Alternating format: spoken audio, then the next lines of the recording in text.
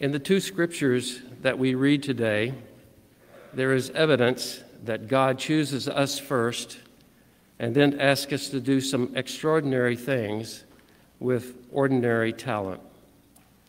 Moses was a sheep herder with a speech impediment, so theologians and scholars think, and he didn't want to do what God asked him to do. God asked Moses to take an unplanned and unaccepted journey. He was afraid. He didn't know what to say to the Pharaoh. And in the New Testament lesson today, Luke records that the first disciples Jesus called were fishermen on the beach. And then it happens. Jesus asked them to put down their nets and said, "Follow me." Fishermen one day and disciples of Jesus the next. A very unexpected journey began. Can you imagine what that must have been like? And so what about us this morning? Have you ever taken an unexpected journey? Have you ever made plans and really counted on those plans to be just the way you wanted them to be, only to have them be changed at either the last minute or sometime maybe even half of what you had planned or the trip that you had looked forward to, and you had to change it for whatever reason?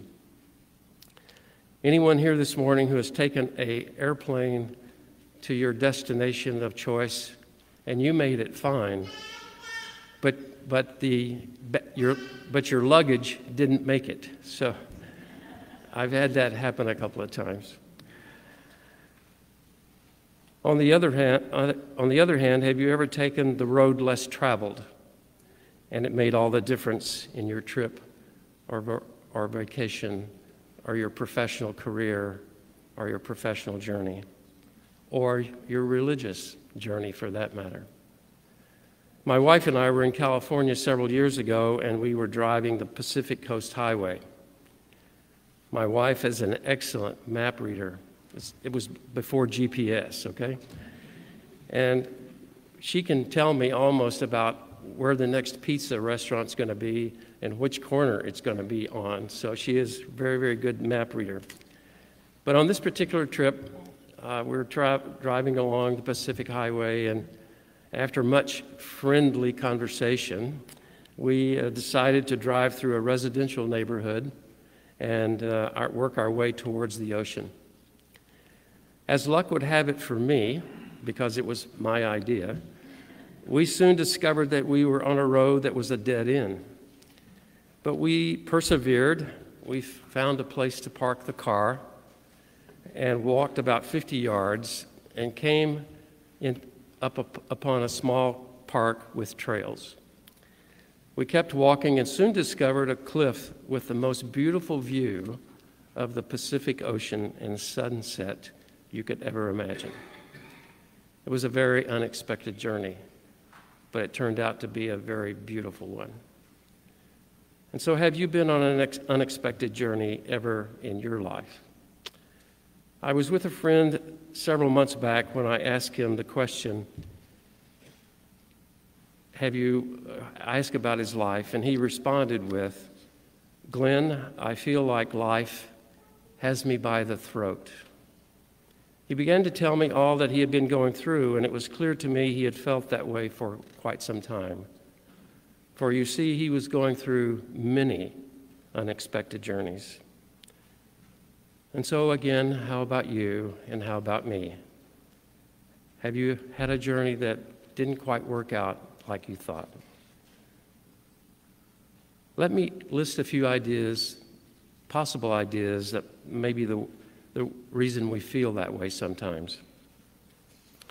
First, our family experiences. Not all families live the perfect, ideal sitcom story that we see on television. When most of us growing up during the golden age of TV, and I know I'm dating myself here somewhat, but maybe some of you can relate, we watched programs like Ozzie and Harriet and Father Knows Best and I Love Lucy. And newer shows would be Leave It to Beaver and the Brady Bunch. As TV changed, so did the American culture. Moms went to work outside the home because there were so many more opportunities for them in business, in law, and medicine, and in theology. The family unit has changed considerably since World War II. People on the move from one part of the country somewhere completely different. I read recently that there are approximately 5,000 children who are homeless and on the move. Job changes. Today, high school or college graduates will change jobs 7 to 9 times in their career. My father-in-law, on the other hand, graduated from a business college in Houston, and he went to work for a large warehouse downtown Houston. He stayed there 44 years, and he worked his way up to be vice president of the company. Health changes. Our lives can be changed dramatically with a new diagnosis or a phone call. Relationships. Have you ever thought about someone as a friend only to learn that they weren't as close as you thought? I had a professor in college who said if we go through life with just one person that we can tell everything that we want to tell to them, and they will keep that private, we will be fortunate. I will let you decide whether you agree with that statement or not. Politics today. I'm not here to talk about politics, but rather just to simply ask the question, does the nightly news influence your thinking and your journey? A seminary professor called what I am talking about this morning as the stuff of life. Health changes, job changes, relationship changes, death of a spouse, relocation of a living site, estranged children, friends who no longer are considered a friend, the stuff of life. I want to respectfully suggest that we all go through the stuff of life in one way or another, but it is the way that we handle it that can make all the difference. When we read the Bible, there seems to be many examples of unexpected journeys. Abraham, Moses, Samuel, Mary and Joseph, the disciples of Jesus, Apostle Paul, tax collectors. Zacchaeus, Jesus said to him, "Come down from that tree. I'm going to your house today." A very unexpected journey for him. The woman at the well who met Jesus, and he told her everything that she had ever done and how she sinned, but he also told her how to ask for forgiveness and receive eternal life. The story of Ruth, who said to her her mother-in-law, "I will go where you go, and your people will be my people." Abraham was told by God to leave your country, your people, and your father's household, and go to the land I will show you. Abraham didn't want to do it, but God kept after him and nudging him until he did. And God told him he would make him into a great nation, and he would be blessed. So Abraham went as God asked him to do at the age of 75, so the Bible tells us. Another unexpected journey. And Moses, he didn't want to lead the people of Israel out of Egypt. He was 80 years old, and he was afraid he didn't know what to say to the Pharaoh. But God told Moses that he would be with him, and he would give him the words to say. An unexpected journey for sure, because all Moses thought he would ever be was a sheep herder for his father-in-law. Then there is the story of young Samuel. The Lord called him 3 times, and he thought it was Eli. But each time Samuel went to Eli, he learned that it wasn't him at all. So Eli realized that it was the Lord calling, and he told Samuel to say the following if the Lord called again: "Speak, for your servant is listening." Mary and Joseph, a teenage girl chosen to be the mother of Jesus, very unexpected. The disciples, in our text today, we read about the fishermen. "Put down your nets, follow me, and I will make you fishers of people." The Apostle Paul, chosen by God to be a teacher and a doer of the word. It has been said that the two most important days of a person's life are the day that you were born and the day that you discover why you were born. It seems to me that trying to know why you were born takes time and takes many different journeys. I thought about going to seminary in my 20s, but Karen, my wife, and I got married. We had 2 children. There simply wasn't money or time to do that. But I changed jobs to move to Oklahoma City back in 1977, and I had a very unexpected journey moving here and moving into my career, and I thought I was going to be there forever. And I retired after 26 years of work in sales work, and I went to work for Westminster Church, very, very part-time, and 1 day became 2, and 2 days became 3 a week, and 4 days became, I was asked to go full-time. So it was a very unexpected time in my life. There is no present, no gift, no present like the time. You may never know when you will have another unexpected journey, but I say respectfully, we will, because it's the stuff of life. It's what we have to deal with in one way or another. I had coffee with a friend of mine a few weeks ago who called us to see if I had time to meet. We caught up with each other's families, and we discussed the world and politics and local news and national news and sports. And then he said, "I need your opinion on something." He had been asked to take another job, and he'd been offered that and wanted my thoughts. After several ways of looking at his opportunity, we both decided he should take the job. It will be his 5th job since I have known him. I want to speak personally for a moment or two. I guess that's just the way I preach, but I like to incorporate stories or personal vendettas or opportunity to talk to you in a special way. And so several years ago, our son was in Children's Hospital for 63 days. And a lot of those were in intensive care. Talk about an unexpected journey.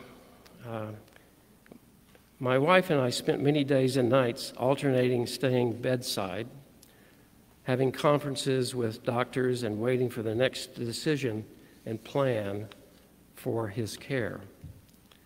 There is one night that I will always especially remember, and I probably will never forget as long as I have a mind to think. I had been at the hospital for 3 days and nights straight.